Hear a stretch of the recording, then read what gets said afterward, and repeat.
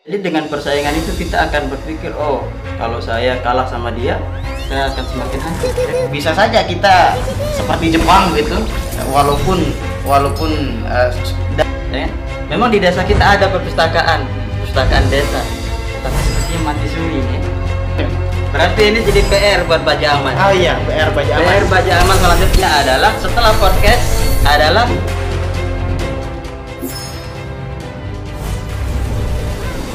Episode Assalamualaikum warahmatullahi wabarakatuh. Selamat malam para netizen Indonesia tentunya dimanapun berada. Kembali lagi bersama kami di podcast Baja Aman TV dan saya sedang bersama tamu yang spesial sekali pada malam hari ini tentunya. Ada Bang Agus Jayadi dan kita akan membahas terkait dengan pendidikan, terkait dengan edukasi tentunya. Nanti akan dibahas secara langsung dan secara detail oleh narasumber tentunya, dan kami berikan langsung kepada narasumber untuk pengantar pada kesempatan malam hari ini. Oke. Bismillahirrahmanirrahim. Assalamualaikum warahmatullahi wabarakatuh. Alhamdulillahirabbil alamin. Kita bisa berada di sini memenuhi undangan dari Baja Aman untuk sekedar mengisi kekosongan, dalam artian bahwa kita ingin ada sesuatu yang baru di Baja Aman TV, salah satunya podcast. Tapi sebelum kita memulai, kita ingin juga menyampaikan apa istilahnya permakluman begitu kepada semua pemirsa bahwa apa yang akan kita bahas, yang akan kita bicarakan itu bukan berarti jangan sampai ada ekspektasi yang terlalu tinggi begitu dengan apa yang akan kita bahas, karena pembicaranya juga ya biasa-biasa saja. Podcastnya luar biasa, tetapi mungkin pengisinya ya, moderatornya atau mungkin juga pematerinya itu orang biasa. Jadi mohon ekspektasinya jangan terlalu tinggi, cukup sederhana saja begitu. Ngopi dulu Bang. Oh iya, ngopi dulu. Oke Bang, sambil ngopi berarti kita anggap aja kita sedang mengobrol begitu, mengeluarkan anak muda supaya apa yang ada yang kira-kira ingin ditanyakan itu ya biasa saja gitu, seperti kita ngobrol seperti di gang, di bu gitu kan, Nongkrong. Ya nongkrong biasa. Iya, apa kira-kira yang pengantar pendidikan seperti Pengantar apa? pendidikan? Iya. Pengantar pendidikan. Ya, jika kita berbicara tentang pendidikan, itu sebenarnya kita tidak bisa jauh-jauh dari segala sumber pendidikan, segala sumber kehidupan kita, yaitu Al-Quran. Ya, segala sesuatu nanti akan merujuk kepada Al-Quran itu sendiri, termasuk kehidupan kita, khususnya tentang pendidikan yang ingin kita bahas pada malam hari ini. Di dalam Al-Quran sendiri sudah dijelaskan bahwa semua unsur yang ada di dalam pendidikan itu ada 5 unsur. Itu sudah dijelaskan di dalam surat Al-Alaq. Itu surat yang pertama kali diturunkan oleh Allah Subhanahu wa taala, diwahyukan kepada Nabi Muhammad SAW. Di sana sudah dijelaskan 5 unsur pendidikan itu. Berarti secara tidak langsung bahwa Islam itu sudah mengarahkan kita untuk menjadi seorang yang berpendidikan. Ya. Apa unsur itu? Yang pertama, kita bisa lihat, ya, kita bisa teliti dari ayat Al-Quran itu, yaitu surat Al-Alaq ayat 1 sampai 5. Iqra bismi rabbikal ladzi khalaq. Ya.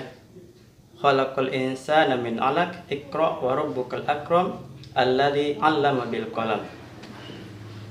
Betul. Allamal insana ma lam ya'lam. Iya.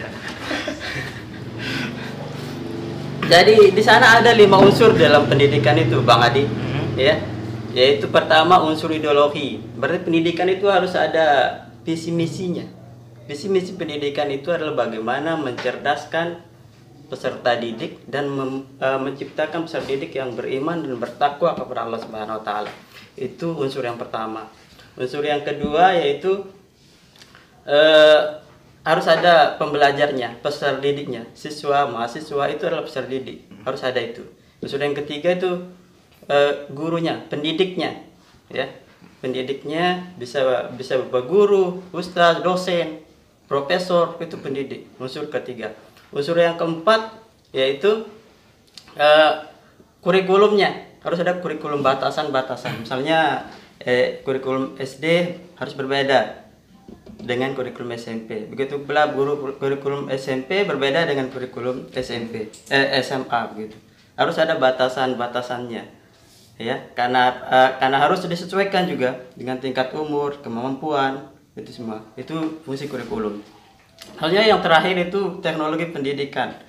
Artinya bahwa harus ada sarana prasarana, ya. Kuantitas. Iya, sarana prasarana bisa berupa misalnya apa yang kita pakai dalam teknologi. Teknologi dalam artian semuanya bisa berupa sarana dan prasarana. Setidaknya punya pulpen, punya pensil, punya buku, itu sudah teknologi pendidikan. Kaitannya dengan ayat Al-Quran surat Al-Alaq ayat 1 sampai 5 yang tadi, ya, saya sudah jelaskan tadi unsur pendidikan itu. Yang pertama ideologi, kita bisa lihat dari ayat yang pertama, Iqra bismi rabbikal ladzi khalaq. Bacalah dengan menyebut nama Tuhanmu yang menciptakan. Ini ada ideologi pendidikan yang pertama, yaitu ada tujuan kita.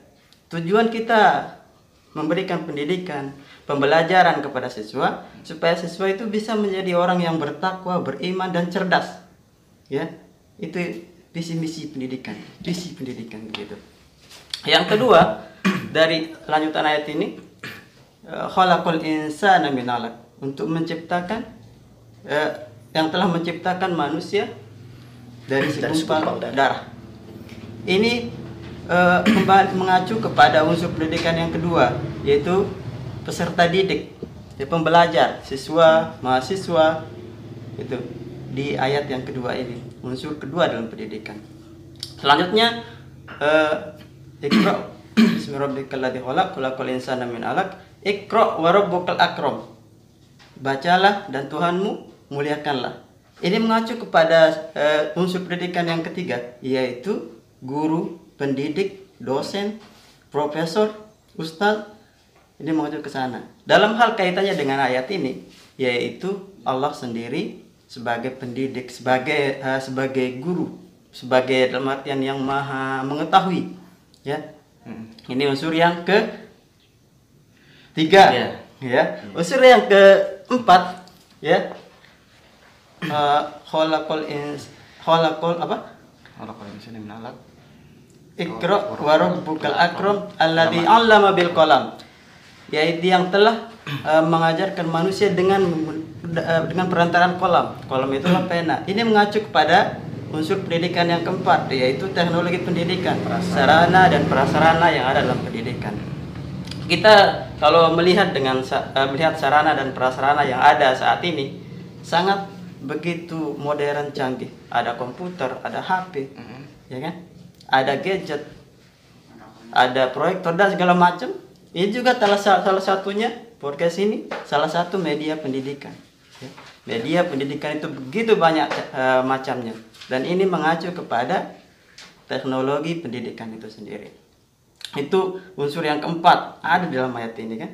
Yang terakhir, alamal insana ma lam ya'lam, yang mengajarkan manusia terhadap apa yang tidak diketahui. Ini mengacu kepada unsur pendidikan yang kelima, yaitu kurikulum yang tadi. Dengan kurikulum kita ingin mensinkronkan, ya, kebutuhan, kualifikasi, kompetensi yang ada dalam peserta didik untuk disesuaikan dengan kurikulum yang ada. Seperti yang tadi, kemampuan anak SD berbeda dengan kemampuan anak SMP. Jadi kurikulumnya juga harus berbeda. Itu 5 unsur, dan itu ada di dalam sumber kehidupan, sumber petunjuk kehidupan itu, yaitu Al-Quran. Dari awal ini adalah bukti bahwa Islam sendiri sudah begitu sangat concernnya dengan pendidikan dari awal, karena untuk membentuk sebuah manusia yang madani, ya, sebuah komunitas yang maju, itu harus dimulai dengan pendidikan.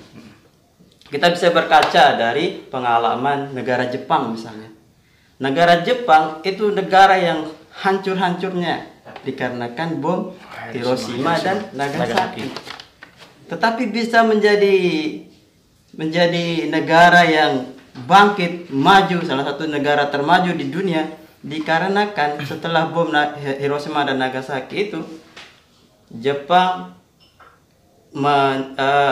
menumbuhkan manusia-manusianya melalui pendidikan. Nah, sebelum itu Bang, Ya.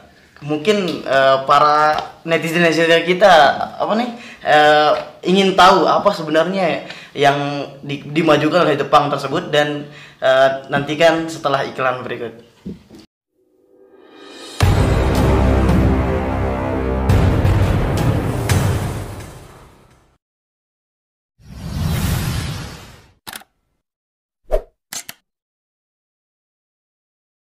Ya, kembali lagi bersama kami moderator Agus Safaryadi bersama narasumber kita Bang Agus Jayadi tentunya. Tadi kami sampaikan sebelum iklan bahwa Jepang ini ada hal yang dia tumbuhkan, ada hal yang membuat dia berkembang, dan ada hal yang membuat dia maju gitu. Sebelumnya Jepang terkendala, segala macam hancur-hancurnya oleh bom Nagasaki di Hiroshima tersebut. Jadi kita akan bahas hal tersebut, dan langsung saja cekidot Bang. Oke. Lanjutkan saja. Tadi bahas pendidikan, sekarang bahas Jepang ya. Anda Tapi maksudnya ada kaitannya. Iya, Ya, kaitan memang dengan ada kaitannya pendidikan, antara iya. Jepang dan pendidikan. Heeh. Karena Jepang itu bisa maju karena pendidikannya. Benar. Jepang, jika kita berpikir secara logika, Jepang itu seharusnya dia sudah hancur. Seharusnya dia berpikir bagaimana dia bisa mengelola alutsistanya, memperbaiki militernya. Tapi ternyata Jepang lebih cerdas dari apa yang kita bayangkan. Bahwa mereka membentuk manusia itu terlebih dahulu. Sumber daya manusianya dulu yang diberdayakan, baru setelah itu yang lain-lainnya. Karena ketika sumber daya manusia itu sudah mumpuni, sudah maju, pemikirannya sudah mantap, maka ekonomi, politik, pendidikan, ekonomi, politik, sosial budaya itu juga akan menjurus ke sana. Ya, ketika pendidikannya maju, maka pemikiran orang juga akan ikut maju, sehingga mempengaruhi pola pikir, ekonomi, segala macamnya. Begitu. Jadi kembali kepada Jepang yang tadi, Jepang itu tidak berpikir bagaimana dia memperbaiki alutsista dalam kaitannya ini dengan teknologi militernya. Tidak, tapi yang dia perbaiki adalah orang manusianya, ya. Dia menciptakan banyak guru-guru untuk mendidik masyarakat Jepang, begitu, sehingga menghasilkan anak-anak Jepang yang berpikiran maju, begitu. Sehingga dengan pikiran maju inilah Jepang bisa menjadi negara maju saat ini. Begitu. Tentu Jepang maju juga terkait dengan selain pendidikan tersebut, Jepang juga menakuti, ada hal yang dia takuti, gitu ya. Makanya Jepang tersebut melakukan terobosan dengan pendidikan tersebut. Iya, kadang kita perlu juga ada kompetensi, ada persaingan begitu. Jadi dengan persaingan itu kita akan berpikir, oh kalau saya kalah sama dia, saya akan semakin hancur. Jadi saya harus berusaha. Ada kompetensi itu kan? Iya. Kita kompetensi. Kita akan berusaha untuk menjadi lebih baik dari lawan kita, begitu. Seperti itu. Jadi ini penting juga. Kaitannya dengan podcast apa, Bang? Ini Ya. apa ya? Selain podcast itu kompetisi media. Kompetisi media. Ya, Memang iya. Podcast ini saya rasa juga adalah suatu bentuk pembelajaran bagi para pemuda. Sesederhana apapun itu, ya, jika itu adalah suatu hal yang ada mendatangkan manfaat, setidaknya manfaat itu untuk diri kita pribadi itu sudah bagus. Ya, apa yang karena sesuatu itu kan berawal dari ide, gagasan. Tetapi ide atau gagasan itu tidak akan ada artinya jika tidak diimplementasikan. Baja aman sudah kita katakan kita bisa acungi jempol dengan ide, gagasan, dan langsung diimplementasikan. Ini podcast luar biasa. Tidak sembarang media bisa melakukan podcast. podcast luar biasa dengan narasumber yang luar biasa juga tentunya. Dan selain itu bahwa karena sekarang nih manusia ditakutkan oleh corona, ditakutkan oleh pandemi gitu ya, pandemi yang melanda ekonomi dunia gitu. Jadi dan juga kita lihat sekarang bahwa kita kembali ke pendidikan tersebut gitu. Tadi sudah disampaikan bahwa di dalam surat Al-Alaq nih ya. Di surat Al-Alaq sudah detail sekali, baik dari pendidikan, dari sarana prasarana, dari siswa dan segala macam sudah. Semua unsur pendidikan, 5 unsur pendidikan sudah dijelaskan dari oleh narasumber. Dan juga kita kami yang akan menanyakan terkait dengan masalah apa yang dialami oleh manusia sekarang, bahwa manusia sekarang sedang ditakut-takuti oleh corona, dan pendidikan di Indonesia terlebih khusus, pendidikan di Indonesia sudah bisa kita katakan macet di tengah jalan karena corona tersebut. Kira-kira seperti apa solusi pendidikan tersebut agar mungkin bisa saja kita seperti Jepang gitu, walaupun dalam kehancuran pandemi, dalam kehancuran corona, kira-kira kita bisa bangkit begitu. Dalam setiap masalah pasti ada solusi. Dalam setiap kesulitan itu pasti ada pembelajaran di dalamnya. Dalam hal kaitannya dengan corona ini, jika kita melihat dari segi negatif, memang ada negatifnya, tapi positif juga banyak juga. Mari kita lihat dari segi positifnya. Ketika corona ini, sebelum corona misalnya, kita hanya bisa secara konvensional belajar misalnya, secara konvensional bertatap muka, melihat guru itu aja misalnya. Tapi dengan adanya corona, ya, pendidikan kita berubah. Kita siswa-siswi atau mahasiswa itu lebih melek teknologi gitu. Itu sisi positifnya. Jadi mereka tahu apa yang namanya Zoom misalnya. Mereka tahu bagaimana harus setidaknya bisa lah mengoperasikan komputer gitu, mengoperasikan HP gitu kan. Setidaknya seperti itu bisa. Dengan adanya COVID-19 ini, pembelajaran juga lebih berkembang. Ini bukti bahwa pembelajaran itu tidak hanya harus di ruang kelas begitu. Ada banyak sekali tempat di mana kita bisa melakukan pembelajaran. Bahkan lewat media gadget, lewat media laptop, HP, kita bisa melakukan pembelajaran. Ya, bahkan dari pengalaman, ya, kita bisa melakukan pembelajaran dari di luar. Ini sisi positifnya, bahwa pembelajaran tidak hanya terbatas di ruang kelas, tapi bisa juga dimanapun itu, ya. Jika memang di sana ada ilmu yang bisa kita gali, kita bisa dapatkan, maka why not? Mengapa kita tidak bisa untuk memanfaatkan situasi itu? Ya, jadi bagi saya adalah melihat sisi positif dari pembelajaran daring begitu. Artinya kita bisa lebih melek teknologi, dan juga kita tidak terbatas mendapatkan pengetahuan itu dari ruang kelas atau dari guru kita, dari buku misalnya. Kita bisa lebih mandiri, saya rasa ya, kalau dengan belajar seperti ini. Lebih mandiri dalam artian arahan dari guru itu mungkin hanya tidak terlalu intens, tetapi kita lebih mengarahkan diri kita bagaimana menguasainya secara mandiri setiap pembelajaran itu, materi pelajaran yang kita ingin belajar itu. Jadi ya, ketika kita berbicara positif, tentu pasti ada negatifnya. Jadi selain sisi positif yang disampaikan oleh narasumber tadi, Bang Uzayadi, masalah mahasiswa atau siswa pelajar gitu khususnya bisa melek teknologi dan bisa mengoperasikan bagaimana berinternet, bersosial media dan segala macam yang berkaitan dengan edukasi tersebut. Namun tadi berbicara dengan positif, sekarang kira-kira negatifnya. Nah, tentu seperti pengalaman yang sudah dijalankan gitu. Banyak sekali mahasiswa, pelajar segala macam menyalahgunakan media tersebut, dan kadang-kadang ketika Zoom banyak yang tidur gitu ya. Banyak yang tidur, dan juga kami rasa tidak terlalu efektif pembelajaran di media tersebut. Karena kenapa? kembali kepada apa yang kami sampaikan tadi, tidak ada yang ditakuti. Nah, kalau di alam nyata gitu kita bilang ya, kalau di secara bertatap muka secara langsung, ketika ada yang tidur otomatis ada yang memarahinya atau bentuknya teguran kepada siswa tersebut. Namun ketika kita marah-marah ngoceh-ngoceh di sosial media atau bentuknya Zoom, tidak peduli begitu si pelajar tersebut. Kira-kira seperti apa bentuk dari hal tersebut? Ini kan kita berbicara negatifnya. Kira-kira solusinya seperti apa?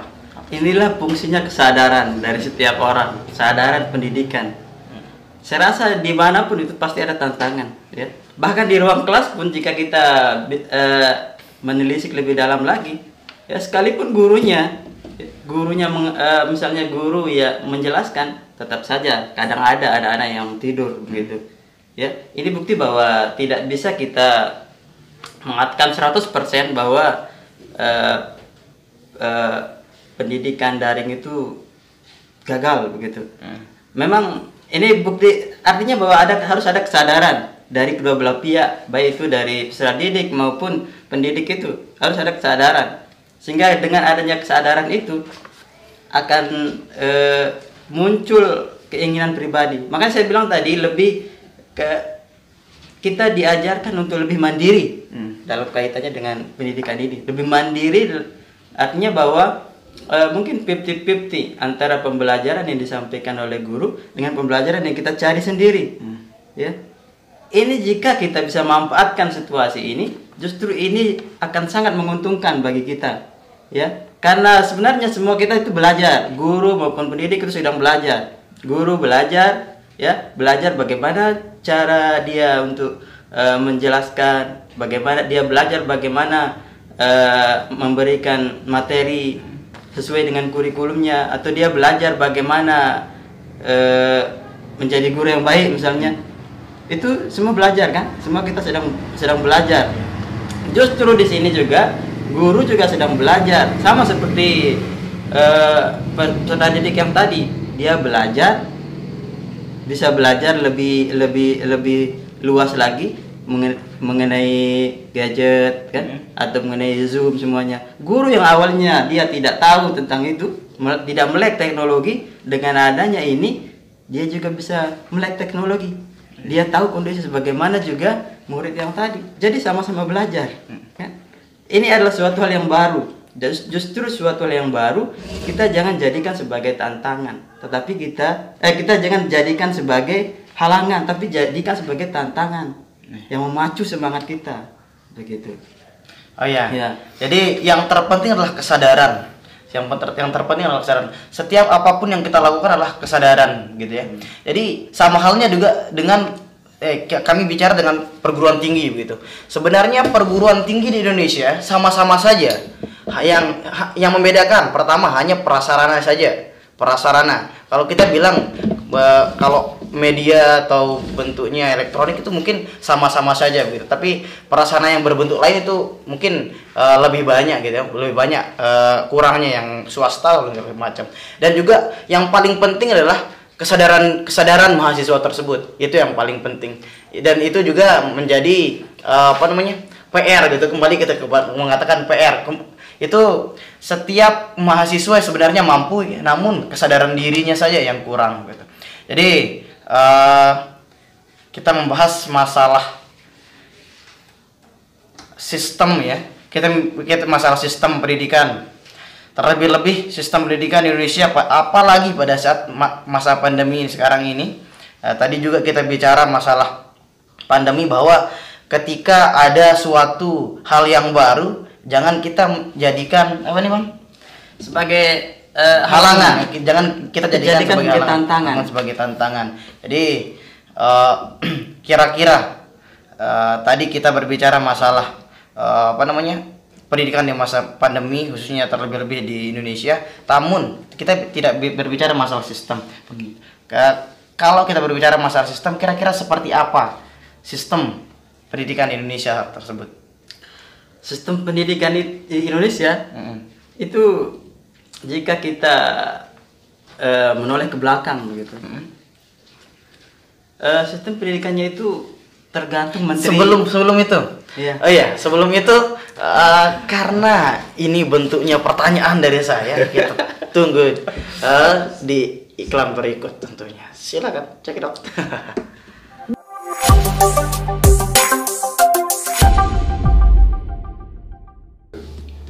Halo guys, kembali lagi bersama kita di podcast Baja Aman TV tentunya. Tadi kita berbicara masalah sistem pendidikan di Indonesia. Nah, kira-kira seperti apa sistem pendidikan di Indonesia? Kira-kira seperti apa nih Bang? Langsung saja kalau gitu. Iya. Jika kita bicara sistem pendidikan Indonesia, itu sistem pendidikan itu Indonesia itu selalu berubah-ubah. Iya. Tergantung menterinya. Setiap berganti menteri, sistem kurikulum khususnya ya, itu juga berganti. Ini jadi PR besar jadi di pendidikan di Indonesia. Ya. Makanya artinya bahwa seharusnya kita memiliki pendidikan yang memang dari awal sudah kita bina basicnya, ya, dari TK, SD itu sudah dari awal sudah ada pendidikan karakternya khususnya di sana, ya. Nah, sepertinya kita berbicara masalah sistem Indonesia terlalu tinggi gitu karena memang terlalu tinggi pembahasannya, Bung. Ya. Setiap sistem bukan kompetensi kita, Bang. Karena sebenarnya kalau memang masalah perbedaan dari sistem pendidikan Indonesia itu adalah khususnya dari ini segala macam, itu sebenarnya mungkin dari menteri-menteri yang baru terobosan katanya, tapi terobosan seperti apa sebenarnya. Namun kita lebih mengerucut kembali bahwa terlebih-lebih khususnya sistem pendidikan yang ada di yang ada di desa kita gitu. Kira-kira seperti apa pemberdayaan khususnya pendidikan di desa kita? Jika kita membandingkan desa kita, ya, sistem pendidikan yang ada di desa kita, mungkin sistemnya sama saja, se-Indonesia sama saja, kurikulumnya sama saja.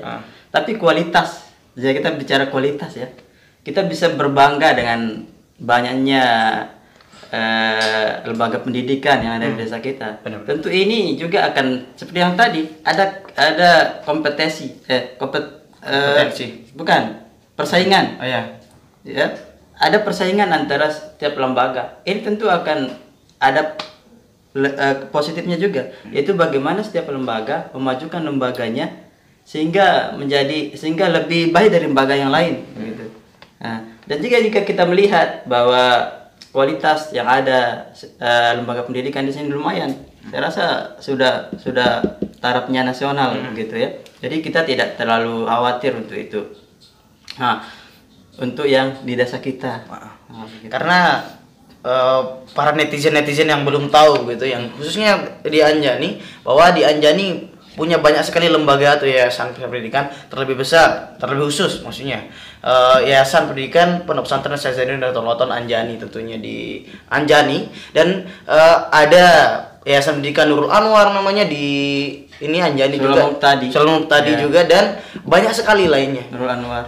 Baik dari TK sampai ke perguruan tinggi ada di desa Anjani, dan itu kita patut berbangga sebagai masyarakat desa Anjani, dan kita patut berbangga bahwa kualitas pendidikan kita lebih baik dari desa yang lain. Jadi kita lanjut pembahasan yang tadi, mungkin tadi terjeda gitu. Tapi yang jadi permasalahan, mungkin ini permasalahan dari semua se-Indonesia, yang jadi kekurangan kita adalah kaitannya dengan literasi, minat baca, minat tulis siswa kita atau masyarakat Indonesia secara umum, itu boleh kita katakan rendah, gitu. Dari hasil penelitian UNESCO kalau nggak salah, ya, dari 61 negara yang diteliti mengenai, yang disurvei ya, mengenai minat baca masyarakatnya, Indonesia berada di nomor 2 paling bawah. Itu 60. Dari 61 negara, Indonesia berada di peringkat 60 mengenai tingkat literasi minat bacanya. Ya, mengapa ini bisa terjadi? Nanti mungkin kita bisa bahas mengenai akses tentang akses bacaan yang ada di desa kita misalnya, ya kan? Secara khusus di sini atau secara umum di Indonesia itu yang masih kurang. Akses itu bisa berupa perpustakaan kah? Ya, bisa berupa buku-buku yang harus kita bacakan, bisa berupa bazar kah? Atau apa saja ya, berupa buku yang kaitannya dengan baca tulis itu. Dan itu yang kurang di Indonesia ini. Mungkin kemampuan kita membaca kita tinggi tetapi daya baca kita yang rendah. Kemampuan kita membaca SMS, WA tinggi, tapi daya baca kita baca buku itu rendah. Bahkan ketika kita suguhkan literasi atau tulisan yang panjang lebar di sosial media misalnya kan, ada orang berkata kamu sedang tulis koran ya.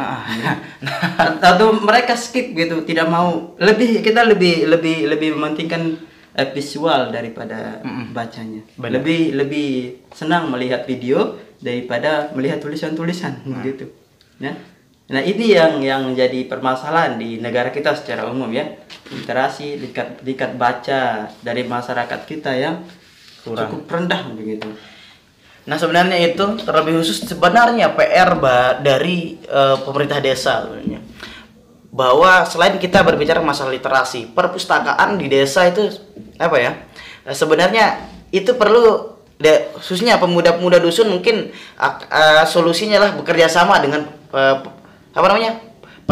perpusdes itu aja. Mungkin dan juga kalau memang bisa setiap setiap agenda yang berkaitan dengan literasi itu disuguhkan biaya atau mungkin bentuknya silakan ada anggaran gitu ya. Jadi sebenarnya berkaitan dengan literasi dan juga kita berkaitan dengan dana wadana gitu ya. Dan juga kalau memang dan solusinya adalah setiap pemuda dusun ini mempunyai TBM masing-masing, taman baca masing-masing. Sepertinya itu menarik sekali. Iya, menarik sekali itu, Bu. Namun yang lebih menarik dari pemuda sekarang adalah lebih menarik membaca WA, membaca chat WA, membaca hal-hal lebih senang nonton drakor. Lebih senang nonton drakor daripada baca buku gitu. Jadi tapi sebenarnya hal yang semacam ini seperti yang saya bilang tadi, kenapa bisa Indonesia berada di urutan nomor 2 terbawah? Itu dikarenakan karena kurangnya akses. Akses apakah itu bukunya yang kurang, perpustakaan yang tidak ada. Nah, itu mempengaruhi peringkat itu. Jadi sebenarnya ini adalah sebuah kesempatan bagi pemuda ya untuk bisa menyediakan hal-hal yang semacam ini. Artinya mereka bisa buat sendiri taman bacanya seperti yang tadi. Ya kan? Memang di desa kita ada perpustakaan desa, tetapi sepertinya mati suri ini ya. Bagaimana ini, Bu? Mati Saya rasa di perpustakaan desa ya, jika kita bisa jujur, ada ini terkait dengan keanggotaan atau pengurusnya ya. Ya pengurusnya maksudnya ada potensi. Iya. Dari pengurusnya ada potensi. Dari orang yang berkecimpung di perpustakaan desa kita itu ada potensinya luar biasa, tetapi sayangnya tidak didukung oleh pemerintah desa. Itu sebagai PR desa. Dan juga terkait dengan yang tadi disampaikan, Indonesia berada di nomor urut 2 paling bawah 60 gitu ya. 60 negara yang paling sedikit literasinya. Dan juga saya pernah membaca bahwa saya malas untuk menjadi penulis gitu.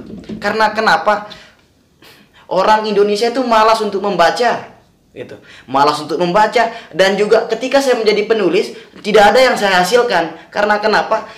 Tulisan saya difotokopi, tulisan saya dijiplak, tulisan saya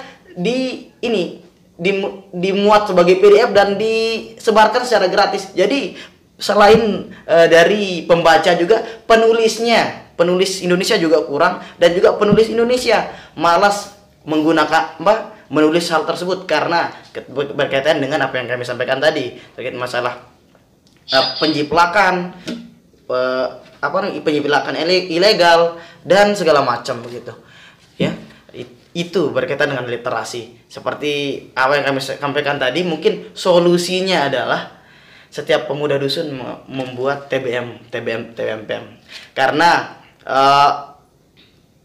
alhamdulillah pernah ini memuat apa maksudnya melihat TBM maksudnya di Suralaga itu ada Al-Kalam namanya Kalam, komunitas literasi madrasah. Dia cukup mendapatkan SK dari perpustakaan daerah. Dia bisa menghasilkan 1000 atau 3000 buku itu. Itu mungkin perlu sebagai sebagai acuan pemuda-pemuda dusun yang kita bisa saja kita mungkin membuat forum untuk literasi tersebut. Mungkin itu ya. Sebenarnya kalau menurut saya Bung Adi, pemuda itu sangat gampang untuk melakukan hal yang semacam itu. Tinggal ada gagasan, tinggal ada fasilitatornya, ada yang mengarahkan atau memfasilitasi, sudah jalan semuanya. Kaitannya dengan perpustakaan yang tadi, potensi sudah ada, ya. Orang-orang yang berkecimpung itu sudah lumayan oke, kan? Tetapi fasilitatornya, anggaran-anggaran itu yang kaitannya dengan itu, kita kan tidak mungkin, misalnya dengan keterbatasan ekonomi yang kita miliki, untuk menyediakan buku-buku yang banyak, bacaan yang lengkap misalnya kan, dengan uang pribadi kita. Mungkin kita tidak bisa itu.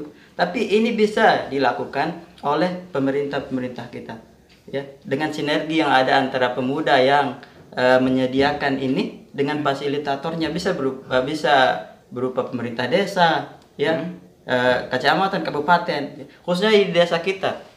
Seperti yang saya bilang tadi, ketika ada orang-orang yang potensial, ya, yang mau dengan ikhlas mengurus tentang perpustakaan itu, tetapi ketika anggarannya tidak ada, ya, artinya itu hanya dikerjakan oleh pribadi. Harus ada sinergi antara pemerintah desa dengan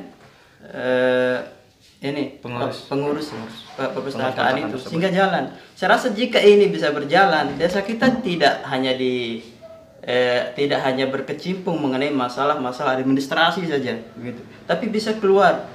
Ini juga bisa menjadi siar kan untuk desa yang lain, bahwa kita memiliki bukan hanya berbicara tentang pembangunan fisik, tetapi dengan adanya perpustakaan ini justru kita akan berbicara tentang pembangunan manusianya, sumber daya manusianya. Nah, kembali kepada sejarah Jepang yang tadi, ya kan? Nah, dari sana mereka memperbaiki semuanya dari awal, dari sana, dari pendidikan, dari perpustakaan, dari bacaan, ya. Jadi kembali lagi kepada pembacanya, seperti yang dibilang sama Bang Adi tadi, bahwa harus pembacanya juga harus sadar, gitu, ya. Jangan sampai hanya bisa copy paste begitu, atau hanya bisa membaca tapi tidak bisa menghargai hasil karya dari penulis, gitu. Ketika kita sudah bisa menghargai hasil karya tulisan orang lain, ya, kita beli bukunya misalnya kan, itu salah satu bentuk kita menghargai tulisan orang lain. Maka penulis juga akan semakin bersemangat, akan ada banyak penulis-penulis baru, ya, akan ada banyak judul-judul baru yang muncul.